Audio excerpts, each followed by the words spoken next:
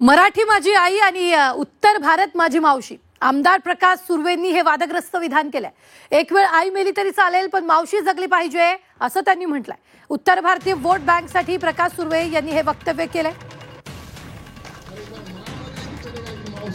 एक वेळ आई मेली तरी चालेल पण माझी मावशी जगली पाहिजे असं धक्कादायक विधान शिवसेनेचे आमदार प्रकाश सुर्वेंनी केले। एका सभेत बोलताना त्यांनी हे विधान केले।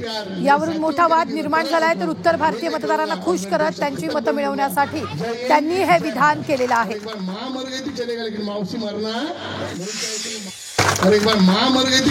मौसी मरना नहीं चाहिए, क्योंकि मौसी ज्यादा प्यार करती है। तो माँ से ज्यादा प्यार आपने मुझे दिया है, तो यही प्यार मेरे साथियों के लिए भी बरकरार रखो, यही मैं कहूंगा और मेरे दो शब्द खत्म करूंगा। जय हिंद, जय महाराष्ट्र। तर यावरून विरोधकांनी प्रकाश सुर्वेंचा समाचार घेतला। तो यही प्यार मेरे साथियों के लिए भी बरकरार रखो, यही मैं कहूंगा। ही मराठी नुसती भाषा नाही तर ही आमची संस्कृती आहे आणि या आमच्या संस्कृतीचा गळा घोटण्याकरता देवेंद्र फडणवीस हे आसुसलेले आहेत आणि त्यांना महाराष्ट्राचा गायपट्टा करायचा आहे।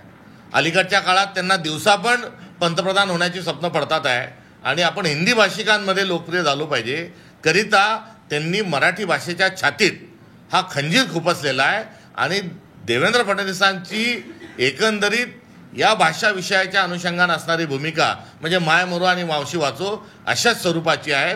हे त्यांच्या वक्तव्याला आम्ही सहमत आहोत। मात्र हे वक्तव्य हे देवेंद्र फडणवीस सरकारच्या अनुषंगाने आहे आणि त्यांचे जे मित्रपक्ष आहेत हे शांत पद्धतीने शांत डोक्याने हा सगळा खेळ बघत आहेत।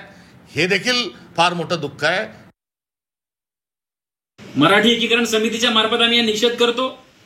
माननीय उपमुख्यमंत्री एकनाथजी शिंदे साहेब, आपण प्रकाश सुर्वे यांच्यावरती तात्काळ कारवाई करावी, यांना घरी बसवावं। हा मराठीचा द्वेष मराठी माणसं कधी सहन करणार नाहीत। विधानसभा अध्यक्ष नार्वेकर साहेब, आपण या आमदारावरती तात्काळ राज्यद्रोहाचा गुन्हा नोंद करून यांची या विधानसभेमधून हकालपट्टी करावी।